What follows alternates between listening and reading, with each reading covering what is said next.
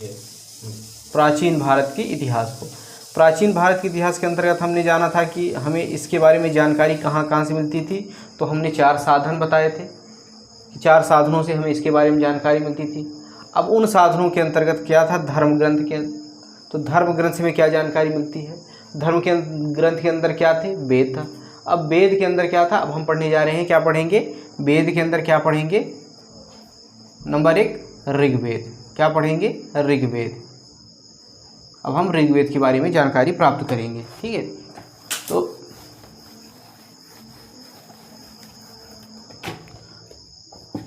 अब हम ये जानकारी प्राप्त करेंगे किसके अंदर, ऋग्वेद के बारे में।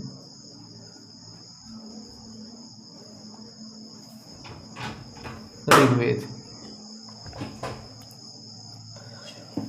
तो ऋग्वेद क्या है, ऋचाओं के क्रमबद्ध अध्ययन को क्या कहते हैं, हम ऋग्वेद कहते हैं। क्या कहते हैं, ऋचाओं के क्रमबद्ध अध्ययन या ज्ञान के संग्रह को ऋग्वेद कहते हैं। क्या कहते हैं, ये जो ऋचाएँ हैं, ऋचाओं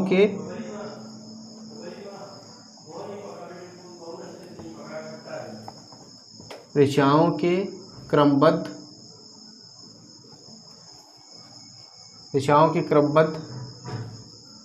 ज्ञान के संग्रह को हम क्या कहेंगे, ऋग्वेद, ठीक है। क्या कहेंगे, ऋग्वेद कहेंगे। क्या कहेंगे, ऋचाओं के क्रमबद्ध ज्ञान के संग्रह को हम क्या कहेंगे, ऋग्वेद कहेंगे। अब ये ऋग्वेद के अंतर्गत क्या क्या आता है, तो ऋग्वेद के अंतर्गत 10 मंडल हैं, 1028 सूक्त हैं, 10,462 ऋचाएँ हैं। तो ऋग्वेद के बारे में हम क्या जानते हैं कि ऋचाओं के क्रमबद्ध ज्ञान के संग्रह को ऋग्वेद कहते हैं। अब इसके अंतर्गत क्या अगली जानकारी है, अगली जानकारी है कि इसमें कितने मंडल हैं, इसमें 10 मंडल हैं। ऋग्वेद में कितने मंडल हैं, 10 मंडल हैं। कितने मंडल हैं, 10 मंडल हैं। नंबर 1 ये जानकारी हो गई। ये प्रश्न बन सकते हैं और बनते हैं, है ना। तो इसके बारे में आप इन सबको कंठस्थ करते जाइए, याद करते जाइए, ये छोटी चीज़ें याद भी हो जाएंगी। नंबर 2, कितने, कोई पूछे आपसे कि ऋग्वेद में कितने मंडल हैं, 10 मंडल हैं। कोई पूछे कि इसमें कितने सूक्त हैं, तो आप बताएंगे इसमें कितने सूक्त हैं, 1028 सूक्त हैं। प्रश्न बनता है कि ऋग्वेद के अंतर्गत कितने सूक्त हैं, तो आप क्या बताएंगे, 1028 सूक्त हैं। कितने सूक्त हैं, 1028। फिर अगला प्रश्न बनता है कि ऋग्वेद के अंतर्गत कितनी ऋचाएँ हैं, कितनी ऋचाएँ हैं, कितनी ऋचाएँ हैं, है ना। तो कितनी ऋचाएँ हैं, 10,462 ऋचाएँ। 3 क्वेश्चन आपके तैयार हो गए, first question, second question, third question. कितनी, 10 मंडल हैं, 1028 सूक्त हैं और 10,462 क्या है, ऋचाएँ हैं, ठीक है ना। क्या है, 10,462 ऋचाएँ हैं। अब जो ये ऋचाएँ हैं, वेद की जो ऋचाएँ हैं, इनको पढ़ने वाले, इनको जो पढ़ता है, इनको पढ़ने वाले को क्या कहते हैं, इनको पढ़ने वाले जो ऋषि होते हैं, ऋचाओं को कौन अध्ययन पढ़ता है, ये ऋषि लोग पढ़ते हैं। तो उन ऋषियों को हम क्या कहते हैं, उन ऋषियों का क्या नाम है, जो इन ऋचाओं का अध्ययन करते हैं, पढ़ते हैं, इनको क्या कहते हैं हम, इनको होत्र। एक क्वेश्चन आपका तैयार हो गया, इन्हें होत्र कहते हैं। क्या कहते हैं, इन्हें होत्र कहते हैं। तो ऋग्वेद में 10 मंडल हैं, 1028 सूक्त हैं, 10,462 ऋचाएँ हैं और इन ऋचाओं को जो पढ़ते हैं ऋषि, उन ऋषियों को हम क्या कहते हैं, होत्र कहते हैं। आपके 4 क्वेश्चन तैयार हो गए, ठीक है ना। अब इस वेद से हमें क्या जानकारी मिलती है हमारे समाज के बारे में, प्राचीन भारत के बारे में, तो हमें इस वेद से प्राचीन भारत में राजनीतिक प्रणाली के बारे में, इतिहास के बारे में, है ना। किसके इतिहास, आर्यों की क्या है, राजनैतिक, आर्यों की राजनैतिक प्रणाली, आर्यों की राजनैतिक प्रणाली के बारे में हमें जानकारी मिलती है। किससे, ऋग्वेद से। इतिहास के बारे में जानकारी मिलती है, किससे मिलती है, इतिहास के बारे में जानकारी मिलती है ना। आर्यों की राजनीतिक प्रणाली, इतिहास के बारे में जानकारी मिलती है, ठीक है ना। तो ये ज्ञान हमें कहाँ से होता है, ये ऋग्वेद से होता है। अब आगे चलते हैं और ऋग्वेद के अंदर क्या है। तो हमने देखा कि अब ऋग्वेद के अंदर आगे क्या है। तो ऋग्वेद के अंतर्गत आपने सुना होगा कि जो आपका एक प्रसिद्ध गायत्री मंत्र है,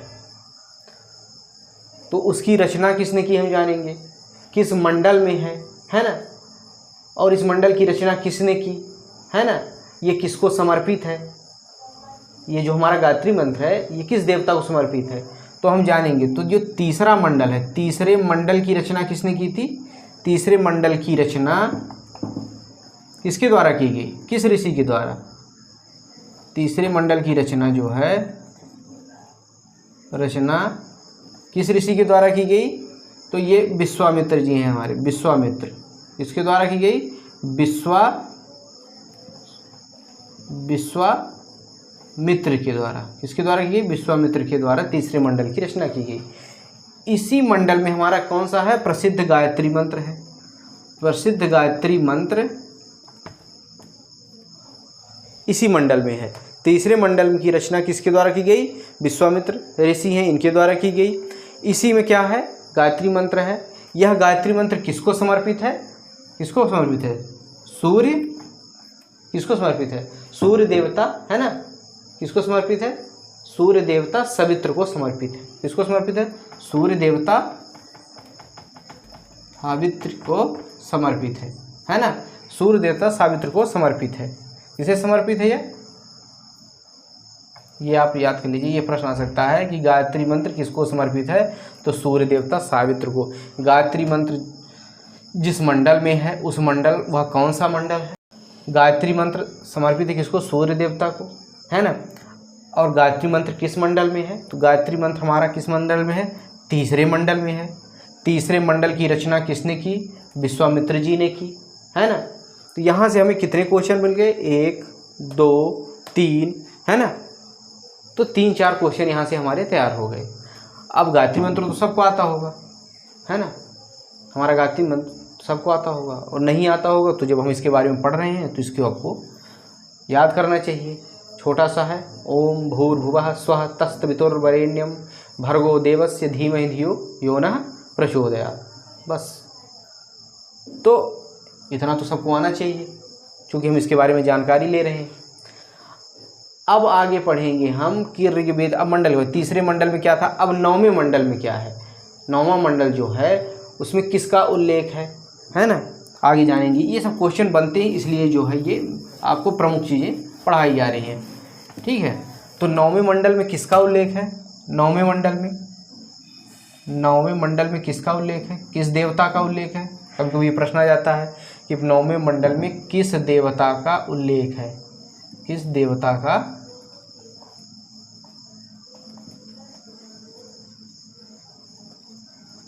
उल्लेख है। तो 9वें मंडल में देवता सोम का उल्लेख है, ठीक है। ये आप किस देवता का उल्लेख है, देवता सोम का उल्लेख किस में है, 9वें मंडल में है, ठीक है।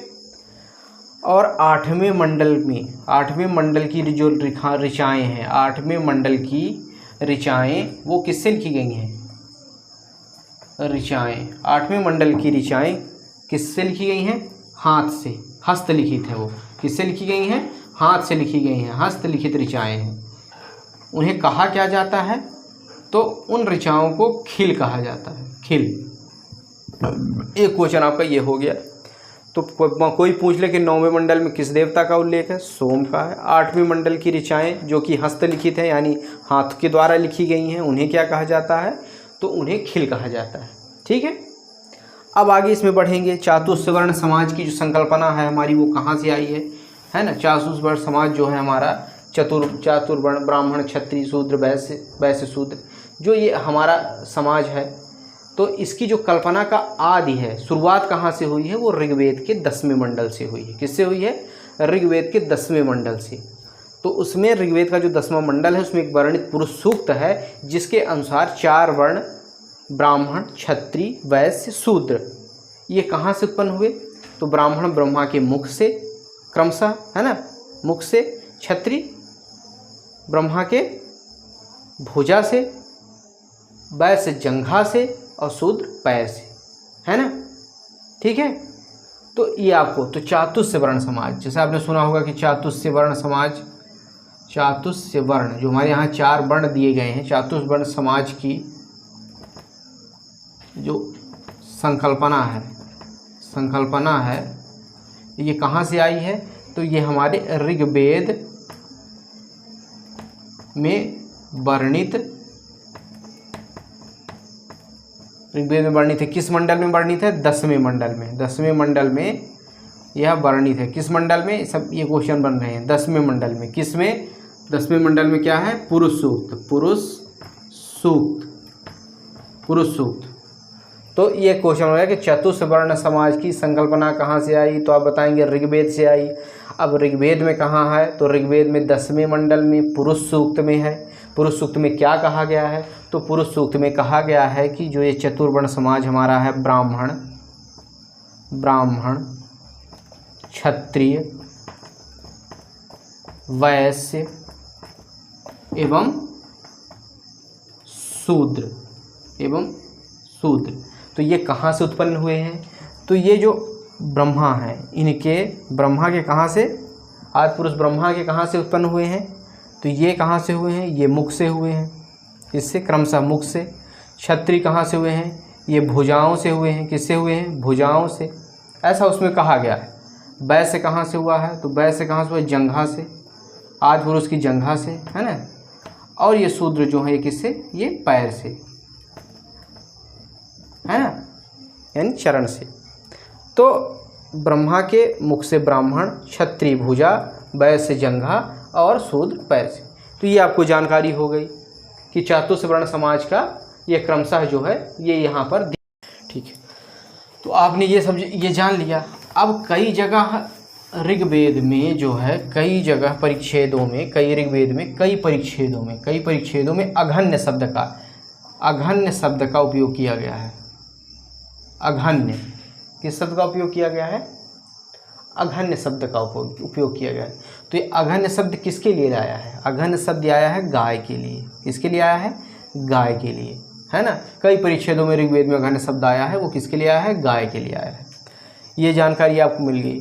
अब आपने सुना होगा कि ये जो वामन अवतार हुआ था भगवान विष्णु का, इसमें जो भगवान ने क्या किया था कि बलि से 3 पग धरती की मांग की थी, और पहले में एक लोग नापा, दूसरे में ये नाप लिया, तीसरे में जब कुछ नहीं बचा तो उनके सर पे पैर रखा तो वो कहाँ चले गए? पाताल में चले गए। तो ये जो आख्यान आता है, ये प्राचीनतम जो इसका स्रोत है, वह स्रोत क्या है? वह ऋग्वेद ही है। क्या है? ऋग्वेद है। वह स्रोत ऋग्वेद है। काहे का?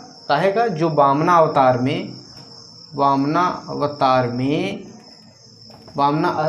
में जो 3 पगों का आख्यान आता है। किसका है? 3 पगों का आख्यान आता है। आख्यान है ये किस में है? ये ऋग्वेद में ही है ना। और आगे इसके बारे में जानेंगे कि ऋग्वेद में इंद्र के लिए, किसके लिए? इंद्र के लिए कितनी ऋचाएँ हैं ऋग्वेद में? तो इंद्र के लिए 250 ऋचा। कितनी ऋचाएँ? 250 ऋचाएँ हैं। और अग्नि के लिए 200। अग्नि के लिए 200। तो ये देखिए, इंद्र के लिए 250 और अग्नि के लिए 200 ऋचाएँ हैं। ऋग्वेद में जो ये वामनावतार की 3 पगों का आख्यान है, ये कहाँ इसका प्राचीनतम स्रोत है? ऋग्वेद ही है। जो कई परिच्छेदों में अघन्य शब्द आता है ऋग्वेद में, वो किसके लिए है? गाय के लिए है। तो आप देखिए कि ऋग्वेद के अंतर्गत जितने क्वेश्चन बनते हैं, है ना, उन सबको क्रमशः मैंने बता दिया है कि ये चीज़ें होंगी, है ना। तो कोई पूछे इंद्र के लिए कितनी ऋचाएँ हैं ऋग्वेद में, आप क्या कहेंगे? 250। अग्नि के लिए कहेंगे तो 200। ठीक है। तो ये चीज़ है। अब प्राचीनतम साक्ष्य जो इतिहास है, प्राचीनतम इतिहास का जो साधन है जानने का, मतलब हमारे प्राचीन इतिहास को जानने का प्राचीन इतिहास को जानने का जो प्राचीनतम साधन है वो कौन सा है? साधन क्या है? ऋग्वेद है। कौन सा है? प्राचीन इतिहास को जानने का प्राचीनतम साक्ष्य क्या है? साधन क्या है? ऋग्वेद है।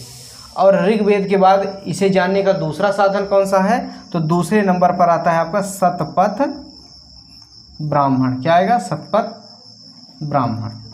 तो ऋग्वेद के अंतर्गत जितने फर्स्ट क्वेश्चन थे, है ना, वो आपको मैंने ये बता दिया। अब ऋग्वेद के बाद आएगा दूसरा वेद यजुर्वेद। क्या आएगा, यजुर्वेद। अब अगले पार्ट में हम इसके बारे में जानकारी प्राप्त करेंगे। अब जितना मैंने बताया आप उसको दोहरा लीजिए वीडियो देखकर, है ना, तो आपको क्लियर हो जाएगा। एक बार दो बार देखिए, इसके बाद उसे राइट डाउन करिए और पढ़िए। एक दो बार में आपको कंठस्थ हो जाएगा। इसके बाद हम अगले वेद में चलेंगे, यजुर्वेद के बारे में इसी तरह जानकारी प्राप्त करेंगे, है ना। फिर क्रमशः सामवेद के बारे में और उसके उपरांत अथर्ववेद के बारे में। ठीक है, तो ये श्रृंखला ऐसे ही चलती रहेगी। और अधिक वीडियो इस तरह के देखने के लिए इस चैनल को लाइक करें और सब्सक्राइब करें, जिससे कि ये आगे के वीडियो आपको मिलते रहें। ठीक है ना। मैं इसी तरह के और विषयों के भी वीडियो लाऊंगा, जिससे कि आपका ज्ञान बढ़ेगा और आपका सिलेक्शन के चांस आपके बढ़ जाएंगे, अगर आप इसको देखते हैं तो और सही से फॉलो करते हैं। Okay, thank you.